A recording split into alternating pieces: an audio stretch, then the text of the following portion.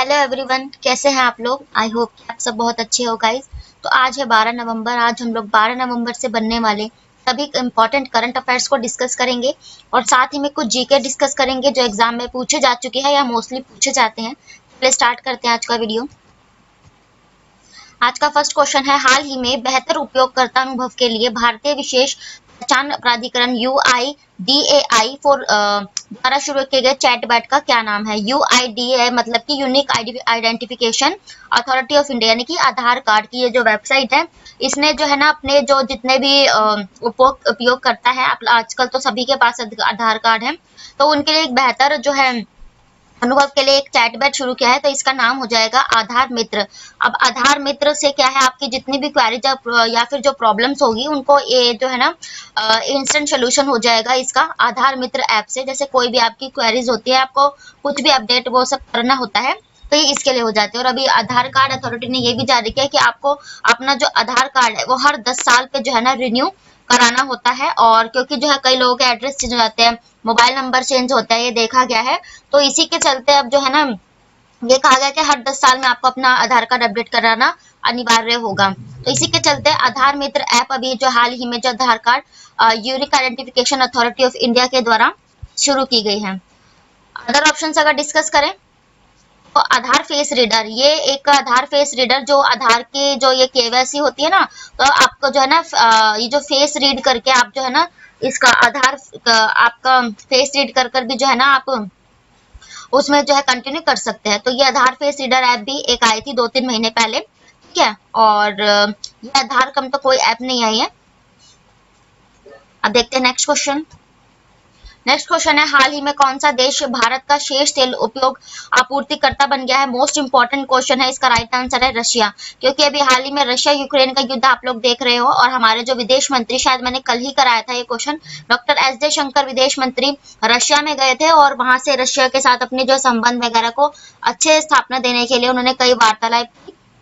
तो इसी के चलते अभी हाल ही में जो है ना ये इराक और सऊदी अरब दोनों को पीछे छोड़ते हुए जो ये रशिया है, इस ये जो है भारत का सबसे बड़ा तेल आपूर्ति देश बन गया है।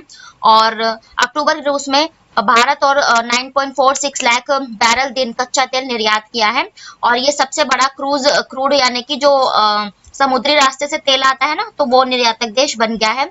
और सबसे ज्यादा पहले हम कहाँ से लेते थे, पहले ये हम इराक से लेते थे, उसके बाद आता था सऊदी अरेबिया, लेकिन अब अक्टूबर के बाद ये रूस ही भारत का जो है सबसे बड़ा निर्यातक देश बन गया है। और पहले जून में भी रूस ने सऊदी अरब को पीछे छोड़कर भारत को सबसे अधिक कच्चा तेल बेचने वाला पहले दूसरा बड़ा देश बना था।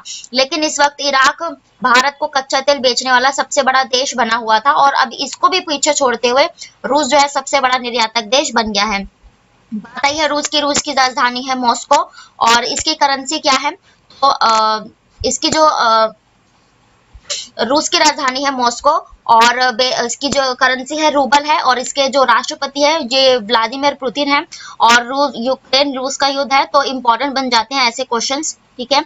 और अदर ऑप्शंस अगर डिस्कस करें तो इराक के अभी हाल ही में जो प्रधानमंत्री कौन बने हैं, ये अब्दुल लतीफ बने हैं। करंट का ही क्वेश्चन था अब्दुल लतीफ इराक के। और नीदरलैंड मैंने ऑप्शन में इसलिए रखा है कि भारत को ना चीजें निर्यात करने वाला, चाहे वो कोई भी चीजें हो, है ना, जैसे तेल हो गया या फिर और भी मसाले वगैरह, जो भी चीज हम बाहर की कंट्री से खरीदते हैं, तो ये नीदरलैंड अभी हाल ही में हमारा तीसरा सबसे बड़ा निर्यातक देश बना था। उससे पहले कौन आते हैं, तो अमेरिका, उसके बाद हम सऊदी अरेबिया से कुछ भी चीजें लेते हैं, और देन तीसरे नंबर पर नीदरलैंड आ गया है, जो हमारा सबसे बड़ा निर्यातक देश, यानी कि हमें सबसे ज्यादा वस्तुएं अपने देश से निर्यात करता है, नीदरलैंड, ठीक है। नीदरलैंड की राजधानी है एम्स्टर्डम, ठीक है। और नेपाल मैंने ऑप्शन में इसलिए रखा है क्योंकि हाल ही में कुछ टाइम पहले नेपाल ने जो है ना हमें काफी टाइम बाद जो है ना सीमेंट का निर्यात फिर से दोबारा शुरू करना स्टार्ट किया है। और जो है नरेंद्र मोदी ने इसी के चलते उनके साथ जो है संबंध अच्छे स्थापित करने के लिए वहां गए भी थे, और जिसके चलते नेपाल ने जो है नरेंद्र मोदी जी को अपने हाईएस्ट सिविलियन अवार्ड से सम्मानित किया था। और नेपाल ने हमें अपना सीमेंट का निर्यात करना दोबारा चालू कर दिया। नेपाल की राजधानी है काठमांडू। और अब रशिया की बात आई है, तो इससे कुछ जीके भी डिस्कस करेंगे। और रशिया जो यूरोप और एशिया दोनों कॉन्टिनेंट में आता है, ये जो आप देख रहे हो ये एशिया पूरा कॉन्टिनेंट पड़ जाता है ना, तो ये जो रशिया है इसका जो रशिया जो पार्ट आता है रूस, तो ये यहाँ एशिया महाद्वीप में आता है और इसकी राजधानी यहाँ मॉस्को, ये यूरोपीय जो इस लाइन से यूरोपीय कॉन्टिनेंट अलग होता है यूरोप महाद्वीप, तो इसकी राजधानी मॉस्को यूरोप में पड़ती है, इसलिए ये यूरोप और एशिया दोनों में ही फैला हुआ देश हो जाता है। ठीक है, और रशिया से आप क्या रिलेट कर सकते हो, हाँ जितना भी इसका पार्ट जो एशिया में आता है उसे साइबेरिया कहा जाता है, और ये अफ्रीका की लोकेशन आ जाती है यहाँ पर, और यहाँ पर ये जो ब्राजील है, ब्राजील भी डिस्कस कर लेते हैं। अभी हाल ही में ये जो ब्राजील है इसको जो है हम सबसे ज्यादा जो ये दक्षिण अमेरिका का सबसे बड़ा देश कहा जाता है ब्राजील, और ये जो है ब्राजील यहाँ पर अमेजन वन है जहाँ पर सबसे ज्यादा एनाकोंडा पाए जाते हैं। ठीक है, तो ये रशिया का भी डिस्कशन हो गया, और यहाँ से एक जो है जिब्राल्टर जल संधि होती है जो यूरोपीय और अफ्रीका दोनों महाद्वीप को अलग करती है। कौन सी? जिब्राल्टर जल संधि यूरोप और अफ्रीका महाद्वीप को अलग करती है, यहाँ कुछ इसकी लोकेशन हो जाती है। देखते हैं नेक्स्ट क्वेश्चन। नेक्स्ट क्वेश्चन है हाल ही में किस क्रिकेटर को आईसीसी हॉल फ्रेम में शामिल किया गया है, तो इसका राइट आंसर हो जाएगा उपरोक्त सभी, यानी कि अब्दुल कादिर, शिव नारायण और चार्लोट एडवर्ड, इन तीनों को ही ICC hall of the fame में शामिल किया गया है। और आईसीसी हॉल ऑफ फ्रेम क्या है पहले तो ये समझते हैं। तो देखो ये जो मतलब कि जो भी सर्वश्रेष्ठ अपना योगदान देते हैं किसी भी चीज में, तो उनको जो संस्था होती है अपने हॉल ऑफ फ्रेम में शामिल करती है। तो ऐसे ही अभी ये जो शिव नारायण है चंद्रपाल, और ये चार्लोट एडवर्ड ये एक फीमेल प्लेयर है, और पाकिस्तान के अब्दुल कादिर, अब इन तीनों को आईसीसी ने अपने हॉल ऑफ फ्रेम में शामिल किया है। पाकिस्तान के हैं अब्दुल कादिर, इंग्लैंड की है चार्लोट एडवर्ड, और वेस्ट इंडीज के हैं ये शिव नारायण। ठीक है, तो इनको आईसीसी ने अपने हॉल ऑफ फ्रेम में शामिल किया है। बात आई है आईसीसी की, आईसीसी की स्थापना 1909 में की गई थी, और ग्रेग बार्कले इसके अध्यक्ष हो जाएंगे। और आईसीसी से आप ये रिलेट कर सकते हो इसका मुख्यालय कहाँ है, तो इसका मुख्यालय अभी दुबई में है। और वो आईसीसी जो मेंस अगले साल जो होस्ट करेगा वो इंडिया ही होस्ट करेगा, उड़ीसा है ना। और आईसीसी जो वुमेन्स होगा 2023 का, मेंस का तो इस बार जो आईसीसी होगा वो कतर ने होस्ट किया, लेकिन आईसीसी वुमेन्स जो 2023 होगा वो जो है ना ऑस्ट्रेलिया और ये न्यूजीलैंड दोनों ही मिलकर होस्ट करेंगे, जिसके चलते तजूनी नाम का एक शुभंकर, कौन सा? तजूनी नाम का एक शुभंकर, ये जो है यहाँ से तजूनी शुभंकर ये ऑस्ट्रेलिया और न्यूजीलैंड ने ही मिलकर दिया था। मैं आपको लोकेशन दिखा देती हूँ। ये जो है तजूनी नाम क्यों दिया गया कि ये जो यहाँ पर ये जो सागर पड़ता है ना, ये तस्मान सागर पड़ता है, यहाँ कुछ न्यूजीलैंड पड़ जाता है ना, तो ये ऑस्ट्रेलिया और न्यूजीलैंड दोनों के बीच ये तस्मान सागर आता है, इसी से रिलेटेड ये तजूनी नाम दिया गया था। तो इनका भी डिस्कशन हो गया, आईसीसी की भी बात हो गई। आईसीसी से रिलेटेड हाँ एक और फैक्ट याद कर लेते हैं। ये जो आईसीसी है ना, अभी इसमें जो है ना ये आईसीसी में हैट्रिक दर्ज करने वाले अभी जो मतलब अवार्ड दिया गया है ये विराट कोहली को दिया गया है। आईसीसी के इतिहास में जो है ना इनसे ज्यादा अर्धशतक मारने वाले ये हैट्रिक दर्ज किया है विराट कोहली ने। ठीक है, नेक्स्ट क्वेश्चन है वर्ल्ड रेडियोग्राफी डे कब मनाया जाता है, तो इसका राइट आंसर हो जाएगा 8 नवंबर। हम जो है 8 नवंबर को रेडियोग्राफी यानी कि ये जो एक्सरे की शुरुआत हुई थी ना, जो हम लोग एक्सरे करते हैं और वो रेडियोग्राफी जो किरणें होती हैं इसी से होती हैं, तो ये एक्सरे से जो इसकी जो डे मनाया जाता है 8 नवंबर को मनाया जाता है। और इसको किसने डिस्कवर किया था, ये कॉर्नाड और रोएंटजेन, इसने 1985 में जो है एक्सरे का इजाद किया था। 1985 में कॉनरेड और रोएंटज ने इन्होंने जो है ना एक्सरे की शुरुआत की थी। अदर ऑप्शन से अगर डिस्कस करें डेज से रिलेटेड, तो 7 नवंबर को हमने जो है ना वर्ल्ड कैंसर डे मनाया, और 1 नवंबर को मैंने आपको बताया था 7 राज्य अपने अपना स्थापना दिवस मनाया, जिसमें मध्य प्रदेश, छत्तीसगढ़ और ये पंजाब, हरियाणा 4 हो गए, और साउथ के इसमें केरला, कर्नाटका और आंध्र प्रदेश, इन 7 राज्यों ने मिलकर 1 नवंबर को ही अपना स्थापना दिवस अभी हाल ही में मनाया है। और 9 अक्टूबर को क्या मनाया, तो देखो जो इंडिया पोस्ट डे होता है ना, वर्ल्ड पोस्ट डे तो हम 9 अक्टूबर को मनाते हैं, लेकिन जो राष्ट्रीय तौर पर भारत जो नेशनल पोस्ट डे मनाता है, ये मनाया जाता है 10 अक्टूबर को। ठीक है, देखते हैं नेक्स्ट क्वेश्चन। नेक्स्ट क्वेश्चन है, अंतरिक्ष में रॉकेट लॉन्च करने वाली भारत की पहली निजी अंतरिक्ष कंपनी कौन सी होगी?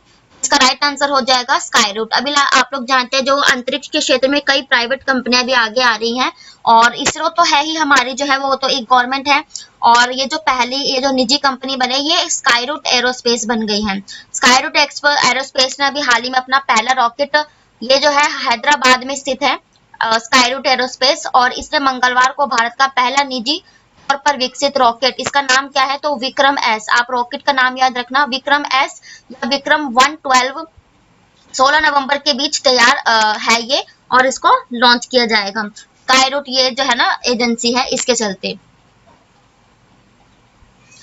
और अदर ऑप्शन से अगर डिस्कस करें गरुड़ एरोस्पेस, तो ये गरुड़ एरोस्पेस भी एक प्राइवेट एजेंसी है, और ये इंपॉर्टेंट इसलिए है कि ये जो महेंद्र सिंह धोनी है ना, MS धोनी, ये जो है ना गरुड़ एरोस्पेस के ब्रांड एम्बेसडर है, और अभी हाल ही में इसी कंपनी के साथ मिलकर MS धोनी ने एक जो है ना ड्रोनी नाम का ड्रोन बनाया था, अपने नाम के ही चलते ड्रोनी, ये इन्होंने बनाया था। ठीक है, और रॉसकॉस्मोस भी मैंने इसलिए लिया है क्योंकि रॉसकॉस्मोस ये जो है ना रशिया की स्पेस एजेंसी है, और ये जो है ना 2024 में ये जो इंटरनेशनल स्पेस सेंटर होते हैं ना जहाँ पर जो है अंतरिक्ष में यात्री जाते हैं और रहते हैं और अपने रिसर्च करते हैं, तो उसमें से ये अपना नाम वापस लेगी रॉसकॉस्मोस 2024 में, और ये खुद का स्पेस स्टेशन बनाएगी।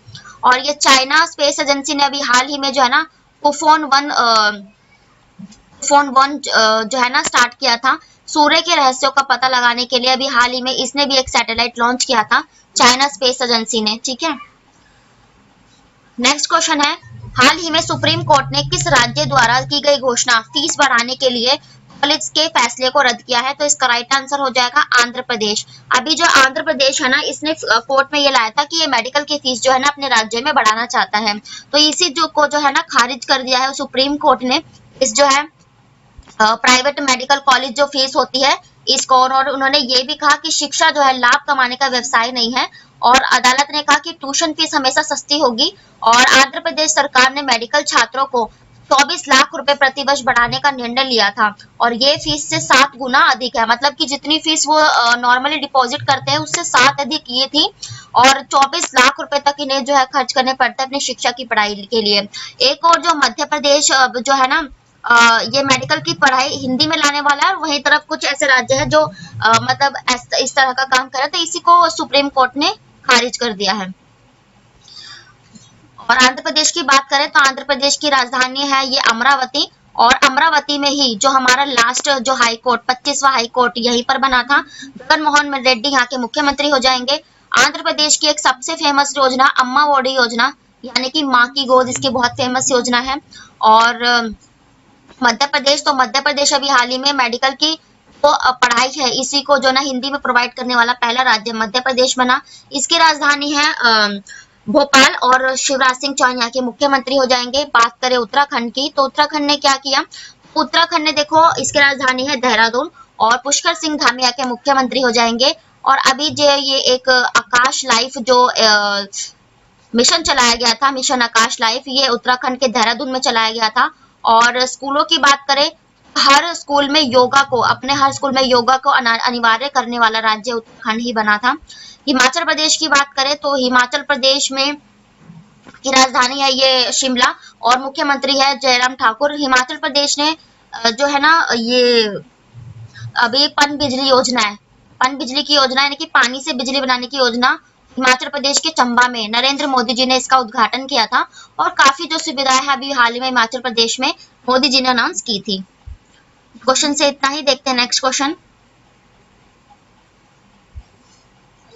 नेक्स्ट क्वेश्चन है, हाल ही में राष्ट्रीय स्मारक प्राधिकरण के अध्यक्ष के रूप में किसे नियुक्त किया गया है? तो इसका राइट आंसर हो जाएगा किशोर कुमार बासा। अभी आप लोग जानते हैं ये जो राजस्थान का मानगढ़ था ना, ये मैंने क्वेश्चन कराया भी था, इसको राष्ट्रीय स्मारक अभी हाल ही में घोषित किया गया था, और दिल्ली की अनंगताल झील को। तो इसी के स्मारकों को जो है मतलब सुरक्षित रखने का जो एक आयोग है, किशोर कुमार बासा यहाँ के जो है ना ये अध्यक्ष बन गए हैं। अब प्रोफेसर है ये एक प्रोफेसर किशोर कुमार बासा became chairman of national monument authority. Monument वही स्मारक जो होते हैं, ठीक है, तो इन्हें अध्यक्ष नियुक्त किया गया है। भारत सरकार ने संस्कृति विभाग ने इस संबंध में आधिकारिक सूचना दी है और इनका कार्यकाल ये 3 साल का होगा। इंपॉर्टेंट है, 3 साल का इनका कार्यकाल हो जाएगा किशोर कुमार बासा का। अदर ऑप्शंस अगर अध्यक्षों से रिलेटेड ही डिस्कस करें, संगीता वर्मा, ये जो अभी एक प्रतिस्पर्धा आयोग होता है ना, जो बाजार में मार्केट में जो कंपटीशन चलता है उसमें स्थिरता लाने के लिए, मतलब कब कंपटीशन स्टार्ट करना है, कब क्या करना है, इस सबको मैनेज करने की जो एक आयोग होता है, उसी की अध्यक्ष संगीता वर्मा हाल ही में बनी थी। सुब्रकांत पांडा, तो सुब्रकांत पांडा ये जो फिक्की होती है ना, जिसकी स्थापना 1927 में हुई थी, फिक्की के ही अभी अध्यक्ष सुब्रकांत पांडा बन गए हैं। तैयब इकराम, ये जो फेडरेशन ऑफ इंटरनेशनल हॉकी होता है, यानी कि अंतरराष्ट्रीय हॉकी संघ के जो अध्यक्ष बन गए हैं, ये तैयब इकराम बन गए हैं। और नेक्स्ट क्वेश्चन है 14 नवंबर से आयोजित 41वें अंतरराष्ट्रीय व्यापार मेले का आयोजन कहाँ किया जाएगा? तो इसका राइट आंसर हो जाएगा न्यू दिल्ली। और मतलब कि ये जो एक जो है ना ट्रेड फेयर होगा, जहां पर व्यापार से संबंधित मेला लगाया जाएगा, कि दिल्ली में आयोजित किया जाएगा। बात आई है दिल्ली की, दिल्ली हमारी राष्ट्रीय राजधानी है। मुख्यमंत्री यहाँ के अरविंद केजरीवाल जी हो जाएंगे। और हाल ही में दिल्ली में और कौन सी बैठकें हुई? ये जो इंटरनेशनल सोलर अलायंस, जो फ्रांस और भारत की पहल थी, 21 में इसे शुरू किया गया था। तो इस बार का जो ये भी इसने जो अपना 5th एडिशन जो है नई दिल्ली में ही किया गया था, और इसमें उपाध्यक्ष फ्रांस ही बना था और अध्यक्ष है भारत। और कौन सी? हाँ, तो ये जो इंटरपोल की बैठक है, इंटरपोल यानी कि इंटरनेशनल तौर पे जितनी भी पुलिस होते हैं उनका सम्मेलन, इन्होंने जो अपनी 90वीं वर्षगांठ मनाई, इसका सम्मेलन भी नई दिल्ली में किया गया था। और नई दिल्ली जो है ना सबसे प्रदूषित राजधानी दिल्ली को घोषित किया गया था। इसी के चलते 10 लाख वृक्षारोपण की नीति, एंटी डस्क जो प्रोग्राम है, और हरियाली उत्सव, ये सब प्रदूषण को कंट्रोल करने के लिए यही लाया गया था।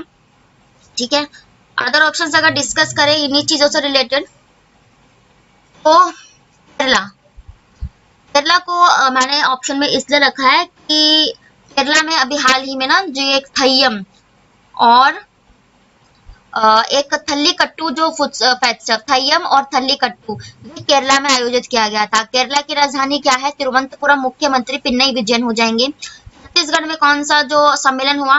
तो अभी एक ना बहुत ही इंपॉर्टेंट नृत्योत्सव और राज्य उत्सव, ये कहाँ आयोजित किया? ये छत्तीसगढ़ में ही किया गया। छत्तीसगढ़ की राजधानी है रायपुर। मुख्यमंत्री है इसके भूपेश बघेल। तो ये नृत्योत्सव राज्योत्सव छत्तीसगढ़ में आयोजित किया गया था। अभी करंट का ही क्वेश्चन है। असम में क्या रिलेट किया गया? तो अभी असम में बिहू फेस्टिवल तो आपने सुना ही होगा, और इसे एक कटी बिहू भी इसी के चलते एक फेस्टिवल होता है। तो कटी बिहू फेस्टिवल असम में मनाया गया। असम की राजधानी है गुवाहाटी, और सॉरी असम की राजधानी है दिसपुर। इसके जो मुख्यमंत्री हो जाएंगे यह है हेमंत बिस्वा शर्मा। नेक्स्ट क्वेश्चन देखते हैं। नेक्स्ट क्वेश्चन है, हाल ही में किसने पराली जलाने से रोकने और पराली प्रबंधन के लिए कृषि मिशनरी को 50% सब्सिडी देने की घोषणा की है? तो इसका राइट आंसर हो जाएगा मध्य प्रदेश। आपको कंफ्यूज नहीं होना, क्योंकि देखो दिल्ली में ही आप लोगों ने न्यूज में भी सुना होगा सबसे ज्यादा प्रदूषण हुआ, क्योंकि इसके जो आसपास के पड़ोसी राज्य है पंजाब और हरियाणा है, सबसे ज्यादा पराली यही जलाई जाती है। लेकिन अभी जो 50% सब्सिडी देने की घोषणा ये मध्य प्रदेश ने जो है की है, घोषणा की है। और मध्य प्रदेश की राजधानी है ये भोपाल, और शिवराज सिंह चौहान यहाँ के मुख्यमंत्री हो जाएंगे। और मध्य प्रदेश में भी महाकाल लोक या फिर महाकाल कॉरिडोर का उद्घाटन नरेंद्र मोदी जी ने हाल ही में किया था। ठीक है, और मध्य प्रदेश से हम कुछ अदर फैक्ट भी डिस्कस करते हैं जो हमने काफी टाइम से नहीं किए। तो ये मध्य प्रदेश का ये जो इंदौर शहर है, ये लगातार 6ठी बार सबसे स्वच्छ शहर बना था, और मध्य प्रदेश इसी के चलते सबसे स्वच्छ राज्य घोषित किया गया था। और मध्य प्रदेश से आप क्या रिलेट कर सकते हो? एमबीबीएस की पढ़ाई हिंदी में प्रोवाइड करने वाला पहला राज्य है मध्य प्रदेश। और मध्य प्रदेश का ये जो भोपाल है, खेलो इंडिया यूथ गेम्स के जो 5वां संस्करण होंगे मध्य प्रदेश के भोपाल में ही आयोजित किए जाएंगे। और क्षेत्रीय परिषदों की 5 जो बैठकें होती हैं, आप लोगों को पता होगा, जिनके जो अध्यक्ष है ये गृह मंत्री होते हैं, अभी अमित शाह जी हैं। ये जो सेंट्रल की जो केंद्र की जो हुई थी ना परिषद, ये मध्य प्रदेश के भोपाल में ही आयोजित की गई थी। अदर ऑप्शन अगर डिस्कस करें तो पंजाब में भी जो है ना बहुत ज्यादा जो है पराली जलाई जाती है, तो इसी के।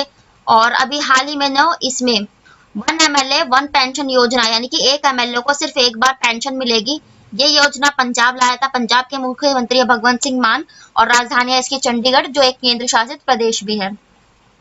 हरियाणा की बात करें, हरियाणा की राजधानी ये जो है मुख्यमंत्री मनोहर लाल खट्टर।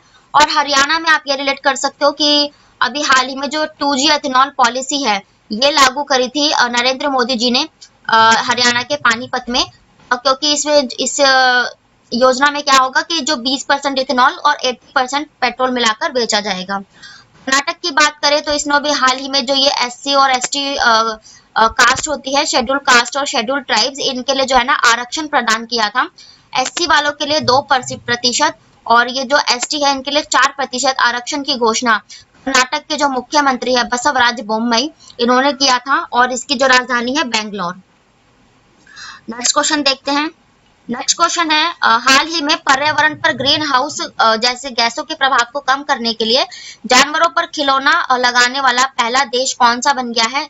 खिलौना नहीं, ये टैक्स है शायद, इम्पोज टू टॉय, ये टैक्स है, ठीक है, टैक्स यानी कि कर लगाने वाला, ये बन गया है न्यूजीलैंड। ठीक है, न्यूजीलैंड ने भी हाल ही में ग्रीन उत्सर्जन गैसें होती है जो हमारे पर्यावरण के हानिकारक होती है ना, तो इसके लिए जो ये टॉय नहीं है ये है टैक्स। यहाँ पे टैक्स लगाना इसने स्टार्ट कर दिया है मवेशियों पर, ये न्यूजीलैंड ही हो जाएगा। आप लोग जानते हैं पर्यावरण जो है हमारा काफी प्रदूषित हो रहा है, और इसी के चलते सभी देश अपने स्तर पर बेहतर जो है करना चाहते हैं उपयोग, तो इसीलिए मवेशियों की हिस्सेदारी को कम करने के लिए न्यूजीलैंड ग्रीन हाउस गैस उत्सर्जन करने वाले पशुओं पर टैक्स लगाने की योजना बना रहा है। ऐसा करने वाला ये दुनिया का पहला देश है। न्यूजीलैंड के कुछ किसान इसका विरोध भी कर रहे हैं, लेकिन प्रधानमंत्री जेसिंडा अर्डन, न्यूजीलैंड के कौन है? जेसिंडा अर्डन, ठीक है। तो और न्यूजीलैंड की राजधानी क्या है? तो ये वेलिंगटन है। करेंसी है इसकी भी डॉलर ही है, ठीक है। ये उम्मीद है कि इसे 2030 तक जो है ना मीथेन, नाइट्रस ऑक्साइड और कार्बन डाइऑक्साइड जैसी ग्रीन हाउस गैसों के उत्सर्जन को 10% तक कम कर लेंगे, और 2050 तक ये जो है ना शून्य कार्बन, यानी कि 2050 तक बिल्कुल शून्य कार्बन अपना लक्ष्य हासिल कर लेगा, ठीक है। और ग्रीन हाउस गैस है मीथेन, नाइट्रस ऑक्साइड और कार्बन डाइऑक्साइड, ठीक है। न्यूजीलैंड की राजधानी है वेलिंगटन, और इसके जो है मुख्यमंत्री है जेसिंडा अर्डन, ठीक है। और न्यूजीलैंड की लोकेशन मैंने आपको दिखाई ही थी। और न्यूजीलैंड में अभी हाल ही में एक और इसका ऑपरेशन जो है ऑप्शन डिस्कस करेंगे, जो प्लेन लैंग्वेज एक्ट लाने वाला भारत का पहला वर्ल्ड का पहला देश ये बना था न्यूजीलैंड। प्लेन लैंग्वेज एक्ट अधिनियम भी इसने हाल ही में पारित किया था। अदर ऑप्शन अगर डिस्कस करें इन्हीं चीजों से रिलेटेड, ऑस्ट्रेलिया ने भी हाल ही में करंट का था कि ये जो सरसों है ना, मस्टर्ड जिसे कहते हैं, इसकी खेती के लिए जो है ना उन्नत बीजों, एक नई जो किस्म कह सकते हैं, तो इसकी जो फसल का इजाद ये ऑस्ट्रेलिया ने किया था। और अमेरिका ने जो है ना 0% इम्यूशन, 0% जो है ना इरोजन जो ये लक्ष्य रखा, यानी कि ये भी जो है पर्यावरण से ही रिलेटेड है, कारों में जो पेट्रोल वगैरह के लिए, तो 0% एडिशन का लक्ष्य अमेरिका ने रखा था। ऑस्ट्रेलिया की राजधानी क्या है? कैनबरा, और एंथनी इसके यहाँ के प्रधानमंत्री हैं। अमेरिका के राष्ट्रपति है जो बाइडन। कमला हैरिस भारतीय मूल की वाइस प्रेसिडेंट है। अमेरिका की राजधानी है वॉशिंगटन DC। भारत की बात करें तो भारत ने क्या लक्ष्य रखा है? देखो, भारत ने जो है ना 2070 तक ये कहा है कि वो है ना कार्बन उत्सर्जन मुक्त, कार्बन डाइऑक्साइड जो उत्सर्जन मुक्त हो जाएगा भारत 2070 तक, ये लक्ष्य रखा है भारत ने। तो ये थे आज के आपके डेली के करंट अफेयर्स, और हम डिस्कस करेंगे इम्पोर्टेंट जीके के क्वेश्चंस को, जो ये ऑल कॉम्पिटिटिव एग्जाम्स के लिए होंगे। जितने भी आप वनडे एग्जाम देते हो, SSC, रेलवे, बैंकिंग, और जितने भी आप वनडे एग्जाम, उन सभी के लिए इंपॉर्टेंट है। और देखते हैं अपना फर्स्ट क्वेश्चन। फर्स्ट क्वेश्चन है, पश्चिमी शिक्षा किस स्वतंत्रता सेनानी द्वारा लाई गई थी? तो इसका राइट आंसर हो जाएगा राजा राम मनोहर रॉय। तो राजा राम मनोहर का जो है ना पश्चिमी शिक्षा यानी कि इंग्लिश, मतलब जैसे आज हम पढ़ते हैं कंप्यूटर की शिक्षा, ये सब जो हो रही है, इसका मकसद ये था कि पश्चिमी देश उस टाइम पे ना मतलब बढ़ोतरी कर रहे थे, तो वो उनका बस यही इंटेंशन था कि मतलब कि उनके जैसी बढ़ोतरी या उन्नत जो है ना भारत के लोगों को भी मिला, ताकि वो भी जो है ना देश की डेवलपमेंट में हिस्सेदारी दें। तो इसीलिए राजा राम मनोहर लाए थे, और इन्होंने जो है ना राजा राम मनोहर लोहिया ने लॉर्ड विलियम बेंटिंग के साथ मिलकर सती प्रथा का भी अंत किया था। और राजा राम मनोहर लोहिया ने सती प्रथा का अंत किया था। और नेताजी सुभाष चंद्र बोस की बात करें, जो फॉरवर्ड ब्लॉक का गठन किया था नेताजी ने किया था, कब किया था? तो ये फॉरवर्ड ब्लॉक 1939 में जो है ना स्टार्ट किया था, ये नेताजी ने, सुभाष चंद्र बोस जी ने। दयानंद सरस्वती, तो इन्होंने जो है ना आर्य समाज की स्थापना की थी दयानंद सरस्वती जी ने। सरदार वल्लभ भाई पटेल 31 अक्टूबर को अभी हमने इनकी कौन सी जयंती मनाई है, तो ये 147वीं जयंती हमने अभी हाल ही में 31 अक्टूबर को मनाई है। इन्हें लौह पुरुष कहा जाता था, है ना। देखते हैं नेक्स्ट क्वेश्चन। नेक्स्ट क्वेश्चन है भारतीय संविधान कैसा है। तो आप लोग जानते हैं भारत की जो संविधान की प्रकृति है वो संघीय है और भावना में एकात्मक। एकात्मक क्यों? क्योंकि सभी को हम भारत के नागरिक कहते हैं, हमें भारत की नागरिकता मिलती है, इसीलिए भावना में एकात्मक। और प्रकृति संघीय है। संघीय क्यों? क्योंकि यहाँ पे दो सदन है, एक लोकसभा और एक राज्यसभा, है ना, और कार्यपालिका की शक्तियां भी हैं इसीलिए। और तो देखते हैं नेक्स्ट क्वेश्चन। नेक्स्ट क्वेश्चन है भारत संघ में नए राज्यों को कौन मंजूरी देता है। तो इसका राइट आंसर हो जाएगा संसद। संसद जिसमें लोकसभा और राज्यसभा और ये जो है प्रेसिडेंट यानी कि हमारे राष्ट्रपति, तीनों ही संसद बनाते हैं, पार्लियामेंट। तो कोई भी राज्य बनेगा, कोई भी विधिनियम आएगा किसी भी चीज के चलते, तो पहले लोकसभा फिर राज्यसभा, फिर पारित होकर प्रधानमंत्री राष्ट्रपति के पास जाता है। राष्ट्रपति की अंतिम मोहर के बाद ही जो है ना इसको किसी भी अमेंडमेंट को जो है मंजूरी मिलती है राष्ट्रपति की मोहर के बाद। इसीलिए संसद का इसका राइट ऑप्शन क्यों होगा? क्योंकि इनमें तीनों शामिल हो जाएंगे। और प्रेसिडेंट मैंने इसलिए नहीं रखा क्योंकि प्रेसिडेंट ऑलरेडी पार्लियामेंट में शामिल हो गया है। आपको ऐसे ही क्वेश्चन से कंफ्यूज नहीं होना, जब कभी ऑप्शन में पार्लियामेंट नहीं होगा तब आपको प्रेसिडेंट आंसर करना है, अदरवाइज इसका आंसर संसद ही होगा। नेक्स्ट क्वेश्चन है भारतीय संविधान के मूल ढांचे का सिद्धांत सर्वोच्च न्यायालय द्वारा कहां प्रस्तावित किया गया था।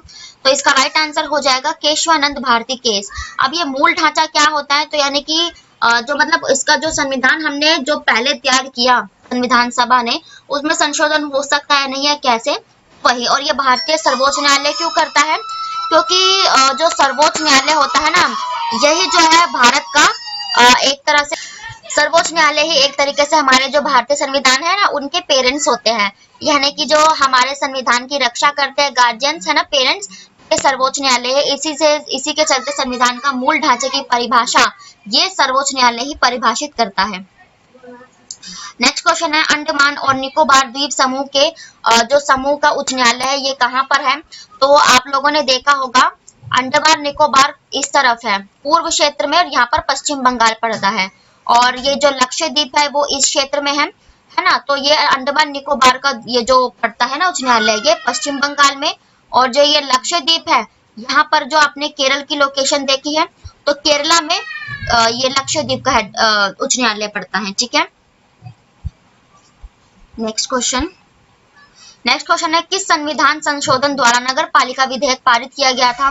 तो इसका राइट आंसर हो जाएगा ये 74। जो 74 संशोधन था, इसी में नगर पालिका यानी कि म्युनिसिपल कॉर्पोरेशन इसका बिल पास हुआ था।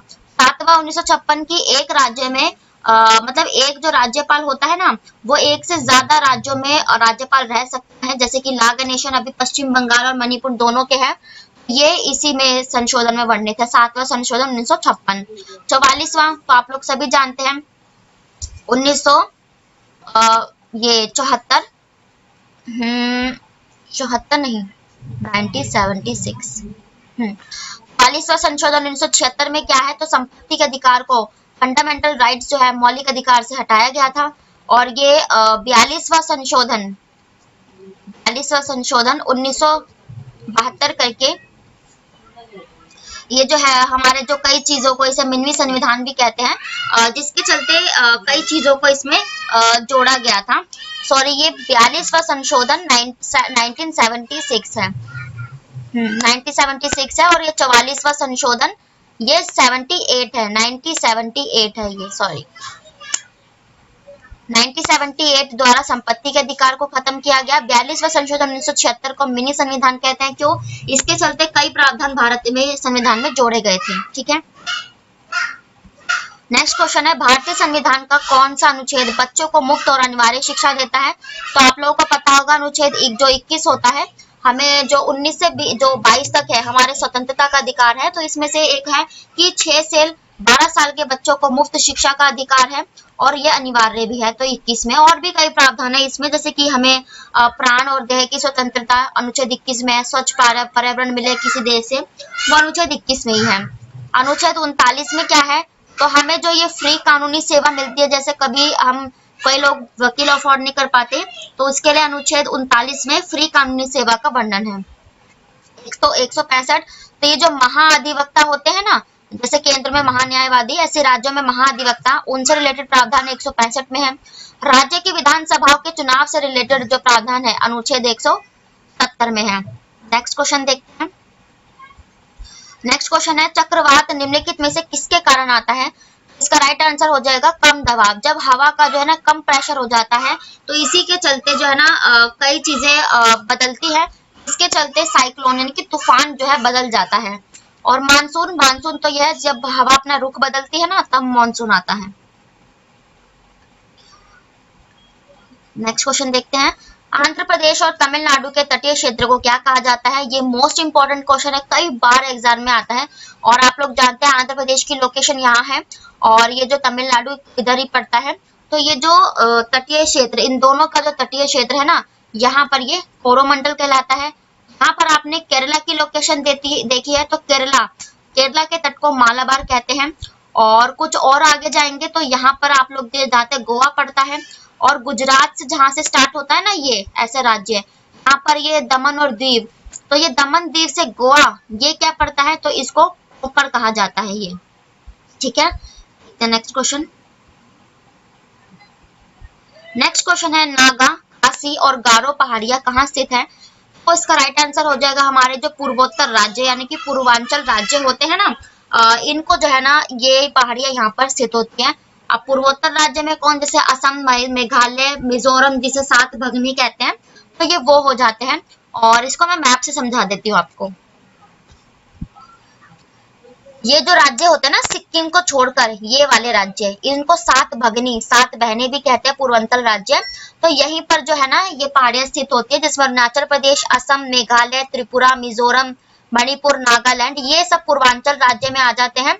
और सिक्किम भी आता है, लेकिन ये सात भगनी के क्षेत्र में नहीं आता। ठीक है, और ये मैंने आपको अभी दिखाया था ना तमिलनाडु, और ये जो है ये तमिलनाडु है, ये जो आंध्र प्रदेश का ये पड़ जाता है ना आंध्र प्रदेश, तो यही कोरोमंडल आ जाता है। और लक्षद्वीप ये केरला है ना यहाँ पर, और जो दमन और दीव जो मैंने अभी आपको ये रहा, और ये गोवा तक यहाँ पर इसका कोंकण पड़ जाता है। ठीक है,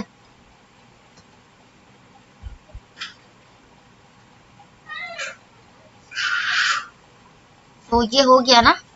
नेक्स्ट क्वेश्चन, हाँ ये भी हो गया।